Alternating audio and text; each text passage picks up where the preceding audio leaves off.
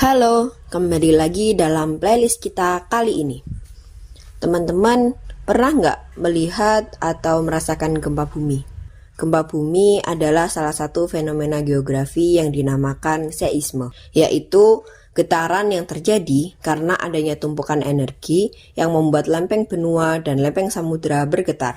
Setelah tahu apa itu seisme, kita akan mengklasifikasikannya dalam beberapa kelompok perspektif, yaitu berdasarkan proses terjadinya gempa, berdasarkan jarak episentrumnya, berdasarkan kedalaman hiposentrumnya, dan lokasi gempanya. Yang pertama ada klasifikasi gempa berdasarkan proses terjadinya gempa. Pada klasifikasi ini terbagi menjadi 3. Yang pertama ada gempa vulkanik, yaitu gempa yang terjadi karena ada aktivitas gunung api. Kemudian ada gempa tektonik, yaitu gempa yang terjadi karena adanya tumpukan lempeng di litosfer oleh tenaga tektonik. Dan yang ketiga ada gempa runtuhan atau dikenal juga dengan gempa longsoran. Gempa yang terjadi karena adanya daerah kosong yang runtuh di bawah lahan.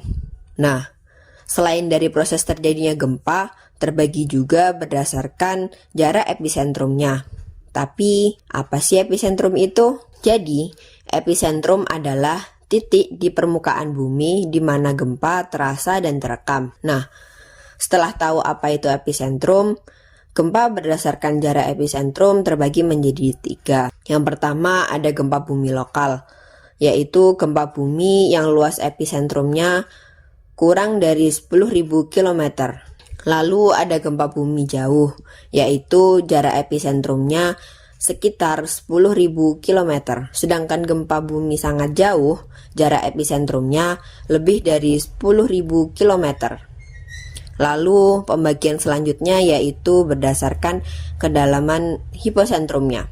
Apa sih hiposentrum itu? Hiposentrum adalah pusat gempa, merupakan titik atau garis di dalam litosfer yang menjadi tempat terjadinya gempa. Nah, dari kedalaman hiposentrumnya, gempa terbagi menjadi 3. Yang pertama ada gempa bumi dalam, yaitu gempa yang kedalaman hiposentrumnya lebih dari 300 km di dalam bumi. Yang kedua, gempa bumi menengah, yaitu ketika kedalaman hiposentrumnya antara 60 sampai 300 km. Dan yang terakhir yaitu gempa bumi dangkal, yaitu kedalaman hiposentrumnya kurang dari 60 km.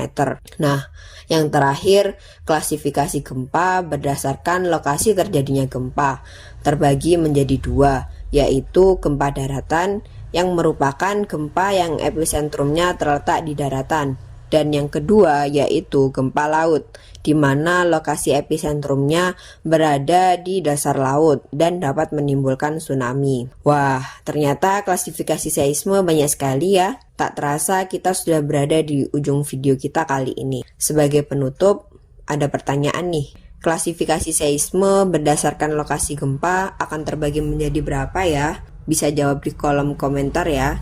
Sampai jumpa di video selanjutnya. See you!